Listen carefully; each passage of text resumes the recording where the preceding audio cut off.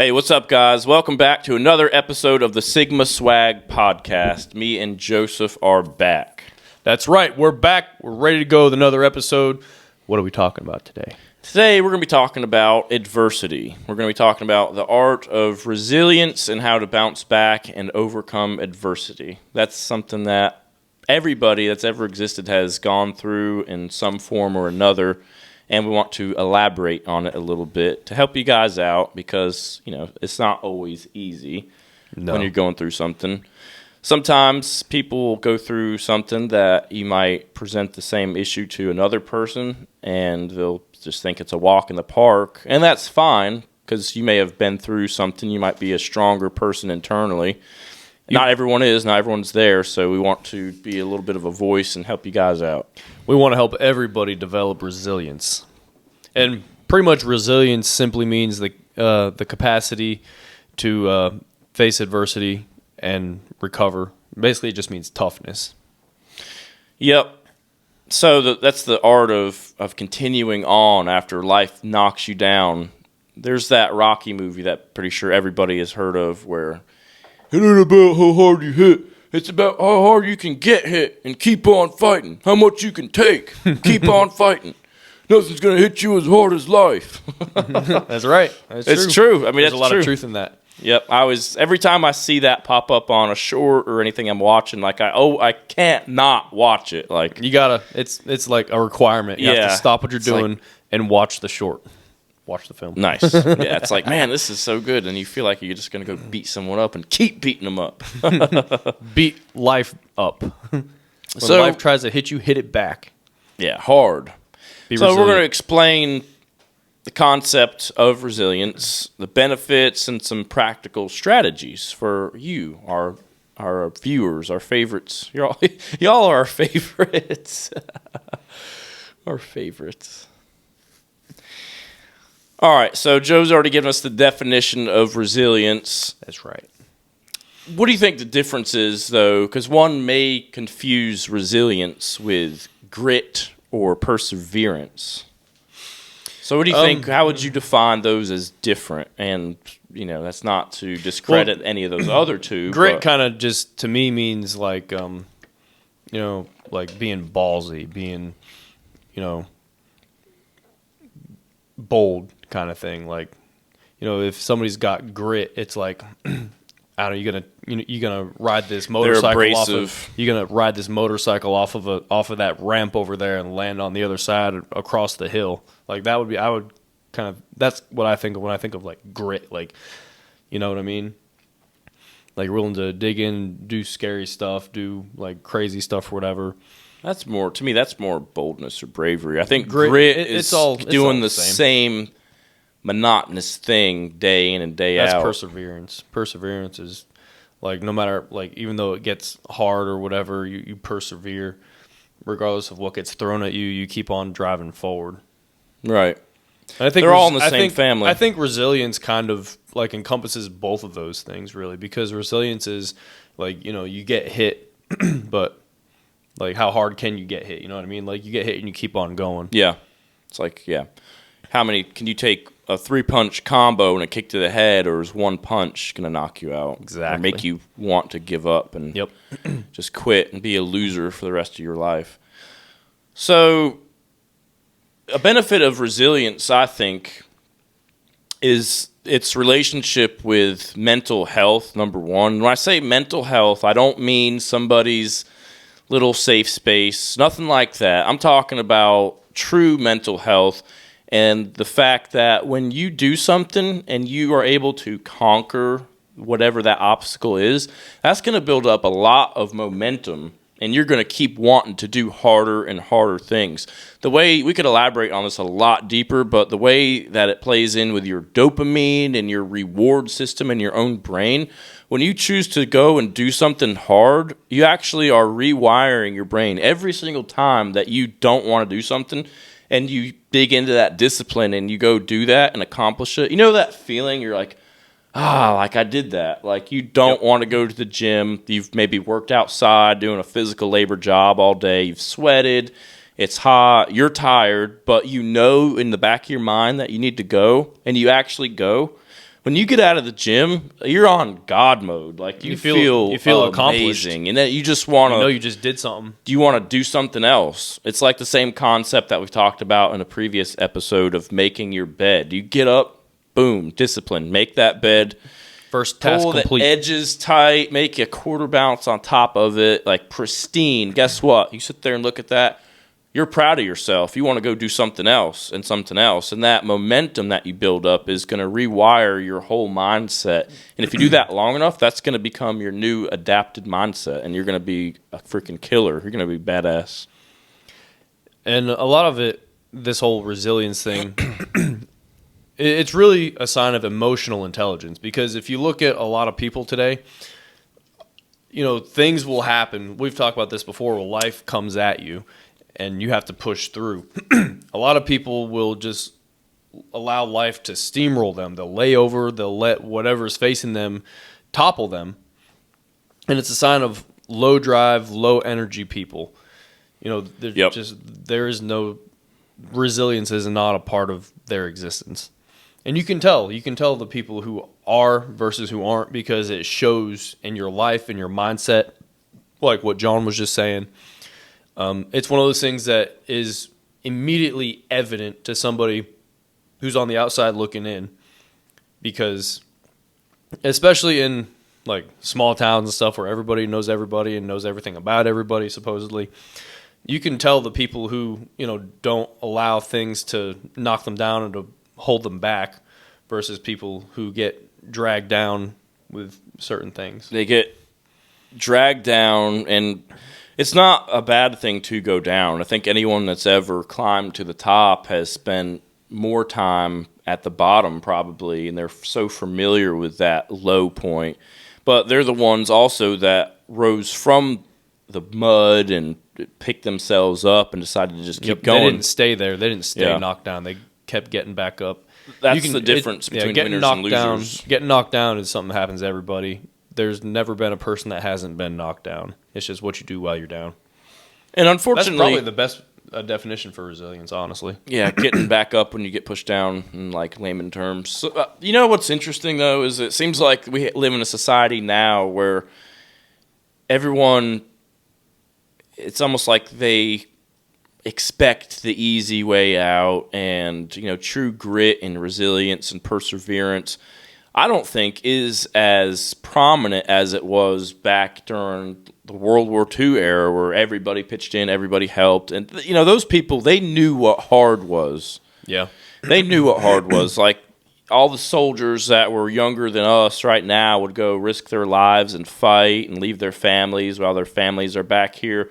Women in the factories. I mean, that was hard. Nowadays, people what they associate hard with is a far cry from what actually a hard life is. And unfortunately, it's just made people so mentally weak. And this really is where all these mental health problems come in, because people lack resilience and they don't know how to pick themselves up after something happens. One small inconvenience nowadays, people lose their shit. It's comical almost. It's where the place one flat tire ruined the whole day for somebody.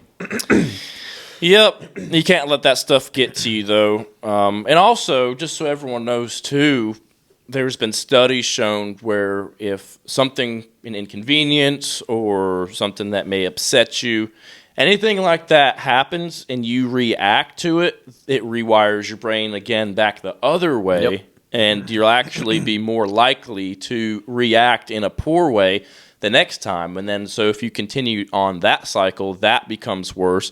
And it's a gradual just downhill climb to, before you know it, you're at the bottom and you need to get on Xanax or whatever else to mellow you out. When really that could have been avoided if you just chose to react and operate within your own self a little bit differently each time until you grow and scale that. And then boom, guess what? You're calm, cool, and collected. That's one great thing about humans is that we have the ability to self-regulate, to self-teach, to grow, to heal. Yep. And so really we end up where we're at because of our choices. And if you can change where you're at with your choices, I mean, it's I mean, really, once you get going, you get that momentum going, it's not hard to make changes relatively quickly. Like in a month from now, just based off of different choices that you can start to make, you can be in a completely different place.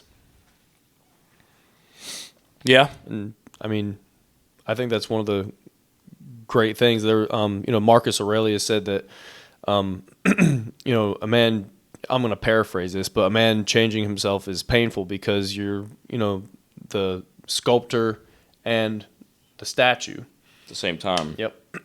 Isn't there not a statue like that where it's like a chiseled guy and then I don't know if it's an exact statue, but there's a picture of that. I don't know. I've seen that before. It's a nice visual example. Now that you just said that, that's what came to mind, and we'll actually put that up on the screen for you guys. Because you're the marble and the sculptor is how it goes. Right, yeah. So, what do you think would be, or what's your strategy for whenever you may face some type of adversity? I know a lot of people tend to freak out and kind of lose themselves when something happens. Well, that's the main I've seen thing. other people too, at the same token, actually, it's interesting. Some people will react poorly to small little inconveniences, but then when something big and more catastrophic happens, they're actually more calm and like really thinking it through, which is interesting. It's like everyone has, their little Everybody trigger has points. their quirks, but really, honestly, like the best thing, whether it's something small or big, it's just keep cool, stay calm. Yep. I mean, it's not the end of the world, probably. It's probably not. Probably it not the could end of the world. But that right there, like your mental attitude towards the situation right out from the get-go really has a lot to say about how the rest of it's going to go. Like if you immediately start freaking out and dreading things and, just really have a poor attitude about it, and that's going to set the tone for the way the rest of dealing with it's going to go. If you just relax, stay cool, everything is a whole lot clearer. It's a whole lot easier. And you can, make better decisions when you're calm and rational versus, oh my God, my tire's flat. Oh my God, I'm in the middle of, it's cool. It's just a flat tire. There's lots and lots of ways to deal with this, to fix this. You're, probably not going to die. Out. You're not bleeding. It's fine. Yep. I think, these kids, I think it goes back to infancy, and I think a lot of those people that react that way were acting like that when they were little toddlers, spazzing out, crying, freaking out. And I think it's the parents that would react to that and give them their way when they would act like that. So they've been taught, probably now, it's engraved into their subconscious where they'll think acting like that will fix the situation somehow. I also think it goes back to being a grounded individual and really knowing and believing in yourself, because it doesn't really matter what I face. I know myself. I know that I've worked out in the sun and 95-degree weather all day, had a headache, and I still went to the gym and did a heavy squat workout with a headache. That wasn't fun, but I still went just to prove something to myself. So I think that when you place obstacles in your way and you continue to conquer those, it just rewires your brain, and there's really nothing that you could throw at me that I'm not gonna stay calm and figure out a plan about. I have a tendency to overthink. I'm a very deep thinker, but that can be a good thing and a bad thing. Sometimes your biggest weakness can be your greatest strength, and sometimes your greatest strength can be your biggest weakness. So it's all really about learning yourself and being self-aware and knowing that you have the ability within yourself because you're in control, because you're calm, cool, and collected. Yeah. That right there is really a good basis for all of this right here. Yep. Just the whole resilience thing. Because I think it starts and ends with your mindset. And, like what you were saying before, with people, the way they were taught, the way they were raised, unfortunately, it's something that gets overlooked a lot, and people don't really have a solid grasp on anymore. I think there's a lot of factors that play into why that is. Yep. Especially with the role that social media plays these days, the fact that parents are very passive with their children more these days. Well, you know why. I mean, it's all push button technology. Everybody is just kind of, doing for them, and the government really raises the children. Yep. And like parents are so consumed by other stuff. Well, the parents are what you're seeing now. The reason why you have these parents that are so passive is for a few reasons, but the main one being that they experienced that type of, well, actually That just too, call yeah. it childhood trauma. So that's really just being compounded into their children. So then, they're crying, they're upset, they don't want to just let them cry. That's the best thing to do. So what they do, they put an iPad in front of their face and let them watch whatever they want, and they give them whatever they want. They don't like what was cooked for dinner, so they make them something completely extra. I've actually seen that, yeah. Like Several times. years ago, there was somebody that I was dating, and one of the kids didn't like one thing, so she made 2 different dinners. It's like, Yeah. like when we were growing up, like food was kind of scarce sometimes, and we just had to eat whatever was there because we didn't have any other choice. Yeah, it's either eat or go hungry. So a lot of these, that's part of the problem, man. I'm telling you, a lot of these mental issues are made up because they can be corrected with the power of your own mind, and they also start with the weakness of your own mind, and that unfortunately is something that it falls on the parents of these children because they're giving them such an easy, convenient life, whatever they want. I'm not saying don't be good to your kids and don't build them up, and you can raise them in such a way where from an early age you actually crush their spirit. That's not good either, but I believe it takes a lot for that. I believe a parent that loves their child is going to raise them to live without them. That's teach a man to fish, feed him for a lifetime. Give a man a fish, feed him for a day. Same thing. And I think too many parents are giving their kids fish every day, and they're not teaching them to fish. And it happens, and it's supposed to happen when they're young. That's when it's time to program them. Well, that goes back to like what we were talking about the other day, how these people who are in their mid to late 20s have the cognitive ability of a teenager. You know what I mean? They're like 5-6 years like behind what they should. Yep. And even I've seen this like at work and things like that, where there'll be this 21-year-old kid or like well, 14. not even like even the older guys too. Like there's no ability to do critical thinking. There's no problem solving. Like they'll run into a problem, they'll like Call for help. yeah, they'll call for help. They don't know how to get it. They can't work through it. They can't figure it out. And they don't try anything. They keep trying the same thing over and over and over again, and it still gets them nowhere. And they just sit there, ended up exhausted and Pissed frustrated. off. Yeah, they're exhausted and frustrated Thinking's because not clear. yeah, they can't try different things and come up with a solution. They're So not they get somebody else to do it taught for to them. think for themselves.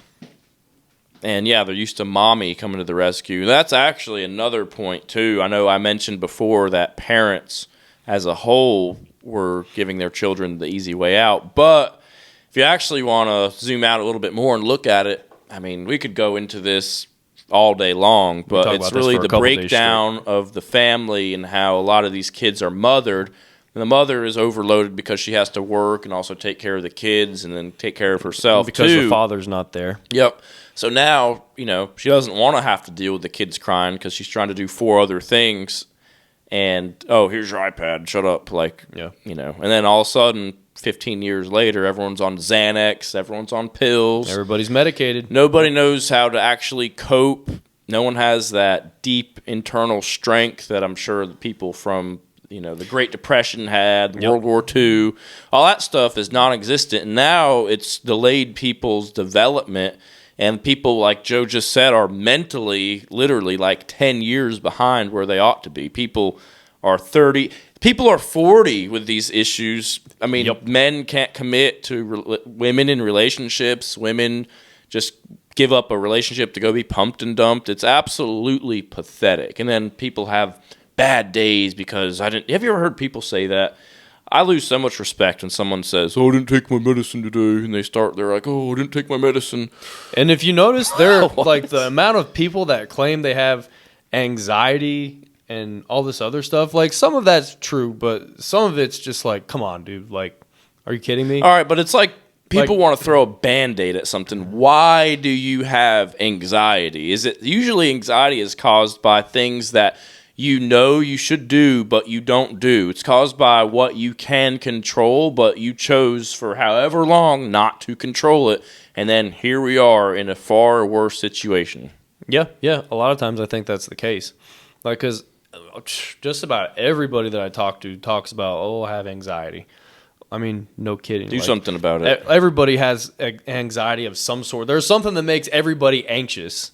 I mean, it's something that, I don't think people should be passive about. Like, you should figure out how to fix that. Yeah, don't let that go unchecked because it's only going to get worse. Then you're going to really think there's no way out but drugs. And, those come with lots of side effects. Like pharmaceuticals these days, I mean, it's not a secret anymore. Everybody knows that these companies don't really care to make you better. They care about your money. They want to continue to have you as a customer. So why would they want you? What they really want to do is they want to continue getting that money from you, so they're going to give you something that may give you like some other minor side effects that require another little pill and another little pill. Yep. And before you know it, for one issue, you're on 5 different things. And then once you're on them, good luck getting off. This is a little bit off the beaten path, but you know what was really cool? Something I found out? Headaches, right? There are no pain receptors in your brain. So what causes headaches?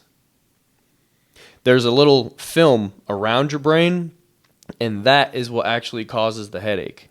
Like, there is no pain. So they'll give you like ibuprofen or Tylenol, whatever, for the headache, but it's really not fixing what's wrong that caused the headache. It's fixing the pain, the symptom. I read that it's caused by lack of sodium. So you got a headache, and I tried this. I had a headache last week, and it was just, it was killing me. I went and I ate up like some salty things. I had those really nice like mixed nuts or whatever that were super salty. I ate a whole bunch of those, and in like 15 minutes, my headache went away. That's actually the first time I've ever heard of that. That's cool. Well, they say too when you're dehydrated and you drink water, and of course the electrolytes in water. Yep, just a lack of sodium, lack of salt. Interesting. I've heard before that someone said when you have a headache to eat like a handful of almonds too. Yeah, because healthy fat. Yeah, it's like good for your brain and stuff like that. So there's like all this stuff, dealing with the actual root of the problem instead of the symptom. All these things that we've just kind of regurgitated here for you today. All this begins and ends in your head, pretty much. And there's nothing that you're going through that cannot be solved by you, which is a good thing, right? That means that, there's a way. Whatever it is you're going through, whatever it is you got going on, there's a way through. And all you got to have the way. Yeah.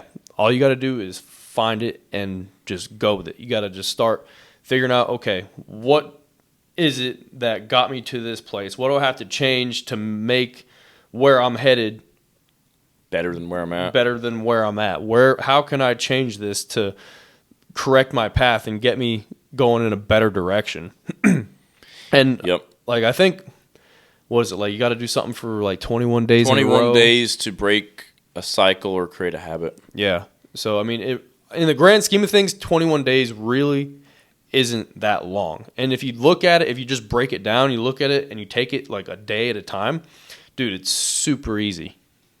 Yeah, you pair that up and match it next to the time of a lifetime. I mean, it's 3 weeks. It's nothing. Yep. And the benefits you could gain from that 3 weeks could last a lifetime. Yep.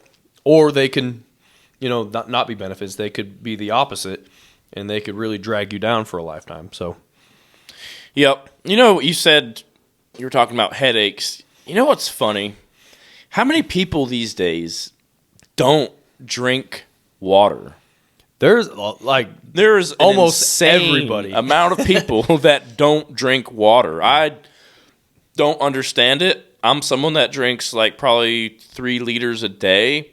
I don't understand how people don't drink water. I don't know how these people are alive, honestly. I feel like absolute crap when I don't drink water. Like, I don't understand. How do these, like, that's the one thing. Like, 73% of your whole being is water. It's a lot of water. So let's just not drink water. That doesn't even make sense. I stopped talking to women in the past because they didn't drink enough water. I mean, yeah, you want her to be healthy. My girlfriend now, I call her water girl because she chugs water that's pretty much the only thing she drinks. So take a note, ladies. If you want a good man, make sure and drink your water. Drink your water because we notice. We pay attention to everything. We Sigmas see everything. So play nice. That was dumb. So what do you think? You mentioned you have a girlfriend. So how do you think relationships play on resilience and grit and perseverance? And what do you think the relationship between the influence there is? And how important is that? I mean, relationships have their ups and downs. It takes work for sure. And if you're not resilient, when things come up, like they inevitably will, you'll just be swept away by whatever it is, and the whole thing will probably fall apart. Like, you got to be willing to sit there and to have the hard conversations, to have those uncomfortable moments, to have the arguments and whatever. Yep. You got to face the problem. You got to face the problem. You can't just ignore it. You can't shove it under the rug. You can't not discuss things. You have to constantly do maintenance on this relationship. Everything around us is moving. Nothing is paused and frozen in time, unfortunately, because time itself is moving around all those things, and with time comes change. I mean, if we were to come back to this very studio in 200 years, everything would be decaying and collapsed and probably non-functional and obsolete. Yeah. So you have to maintain things, and I think that's a good thing too, because I think when you do that, you actually learn more about those and more about yourself as well. That is true, yeah. Like, maintaining something, like you're going to learn more about my motorcycle or whatever. Like, yeah, certain things that I've done, I've learned a lot more about motorcycles. Yep. From maintaining it. I mean, I think you appreciate things more too when you have to work for them. And so the question that I just asked Joe, he gave us not the definition, but he elaborated more from an internal standpoint when it comes to resilience inside of a relationship. But what I wanted to talk about was resilience, grit, mental fortitude, all of those nice things while you're in a relationship that aren't particularly related to the relationship. So I think that your relationship, good or bad, I think it's going to magnify what you're going through. So an example would be that if you're going through something at work, you're a man, you're going through a hard time at work where you have maybe 3 people got fired and you're having to pick up an insane amount of slack and they're being unfair because you're making a few more extra mistakes and you're working more hours, whatever. If you have a woman at home who's nagging and complaining and is mad because you're maybe not doing the dishes or taking out the trash and she can't understand what you have going on, the rest of the day, then I think that's going to magnify the issues at work, and you're going to probably be more likely to quit that job and find something else, and your resilience is not going to be up to par. Whereas on the other way, contrary, if you come home and she knows all that you have going on, hey, babe, I took out the trash, here's dinner, I did this and that around the house because I know that you're working on all these things. So she's going to be more of a team player. And in turn, that's going to magnify your resilience, and you're going to want to stick it out at that job. And who knows, they're going to see that, the management will see that, and you may get a promotion out of it, and it may magnify your life in a positive way. So it's very important who you choose to have as a teammate in all aspects of life, not necessarily just your romantic relationships, but people that you spend time with. I mean, they say one bad apple ruins the whole bunch, and that's so true. Yeah, so you have to really go through and identify first yourself. You have to be grounded. You have to be someone that possesses mental fortitude, and you have to have grit and tenacity and determination and the ability to never quit and lose and give in. And, man, when you do that, you just feel so good. It's like, I don't even know how to describe it. It's just like, you feel like you've been tested. It's like you're going. Yeah, it's like you went on some big hike that's supposed to lead to this beautiful waterfall destination, and you may have had to go off the path or gotten lost a few times, but you finally reached the crest of the top of the hill, and you can look over and see that beautiful view that you fought so hard for, and you just know you're at the right place. That right there is where true happiness starts. Happiness isn't something that's handed out. I mean, sure, you can be happy for a little bit. Like if I were to give you $1 million, you're going to be pretty happy. But is that not almost like a drug? Like I would be happier knowing, in the long term, knowing that I lived a life of resilience and grit, and I overcame obstacles, and I never gave in, never gave up. Like that would mean more over time, because how many of these people, even younger people that get into Hollywood or they become famous singers and actors and actresses, they have millions of dollars. They can do anything they want, go anywhere they want, cars, houses, they have made it. Then they end up just messing their lives up 10 years down the line. Whereas you take someone else who's tenacious and going after their goals and conquering themselves on a day-to-day basis, they're probably much more happier. And money can't buy that. Yeah. Yep. Big time. That's not to say, though, that money's not important, but I believe without these other things, money isn't really going to... Exactly. But I also believe that there's a relation between all of these things that we're talking about and financial freedom and success. So I think it first starts here. This is the ground base for building that kind of successful and financially free life. It starts with resilience. It starts with conquering yourself, being grounded, and being able to face obstacles. Someone once said that the success of a man lies in his ability with how much stress that he can handle, and that's so true. It's not the smartest person. There's tons of smart people. It's not the people with the best connections, because there's people that know tons of people. Mm-hmm. So, what is it? It's all how you use it. And it's just your ability to handle stress. How much stress can you handle? And unfortunately, the average man falls apart and crumbles, at the first sign of stress. So that's so true. Yep. Yeah, like the slightest stressful thing, and all of a sudden their whole day's ruined. They're in a bad mood for the rest of the day. It's just completely wrecked everything when it really could have been handled, easily. Just chill out. Yep. Figure it out. Push through it. Dust yourself off. Reload. Re-engage.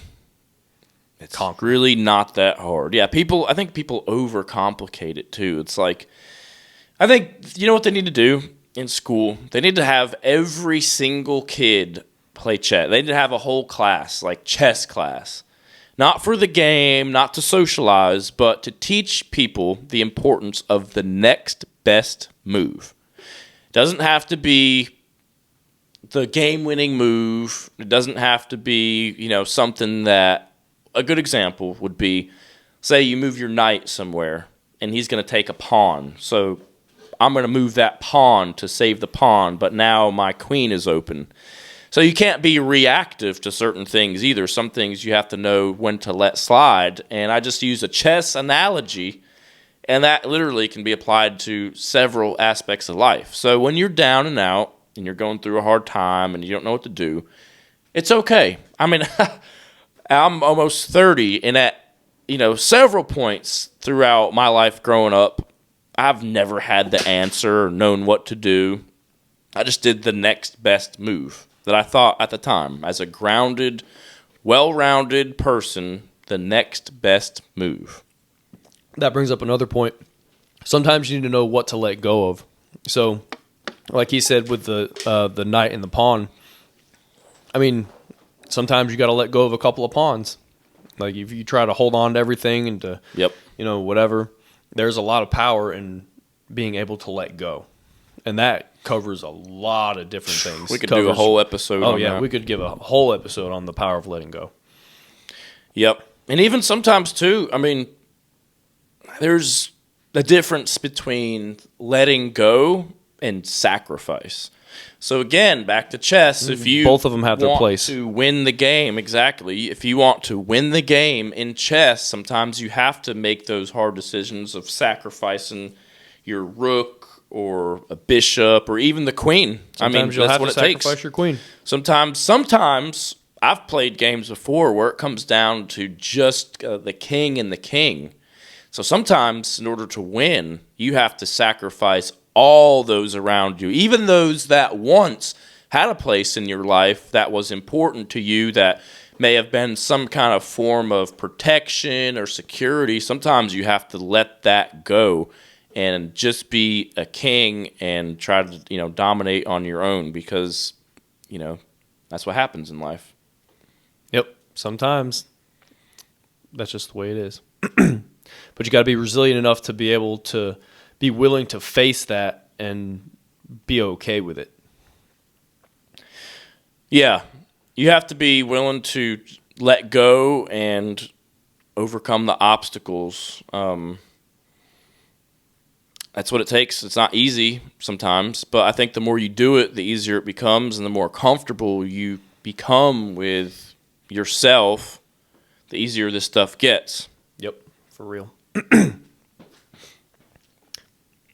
Closing thoughts? Closing thoughts. Just to summarize real quick, starts and ends with your mindset. You can fix your mindset on your own. Fixing your mindset would be easier, though, if you surround yourself with people who are also on the same mission as you, on the same path as you. Choosing the people around you is important. Making the next best move, staying calm, knowing sometimes that you might have to let go of some things, sacrifice some things. All this that's okay. Accumulates in, being in a better place than you are or are headed right at the current time. Yep. It's okay to sacrifice and to experience loss and to shed some weight, get rid of some extra pounds that you may be holding on to. Travel light, because you'll go a lot further, a lot quicker. That's my best advice. You know who said that? That's a quote. Sounds familiar. Who was it? Me. I think I've heard somebody else say that before, but that's a good one. It's mine. You put it in a different way. It's mine now. You might be. He owns it. You might be thinking of, if you want to go far. Oh, that's what it is. Yeah, you want to go far, go together. If you want to go fast, go alone. Go alone. Yeah, that's what mine's much better. Mine's more applicable to daily life. Fair enough. All right, guys. Well, thank you for joining us on this lovely episode on this beautiful, rainy, gloomy, awful, miserable Saturday morning. Well, life is just so terrible. We're going to make the best out of it, though. I have Joe. That's right. And he has me. Brothers for life. All right, we'll see you guys next time. Don't forget to like and subscribe. Share it with your friends. The more people that we reach, the more chance we have of actually reaching someone and influencing them in a positive way. So y'all enjoy your weekend, and we'll see you guys next time. Stay dangerous.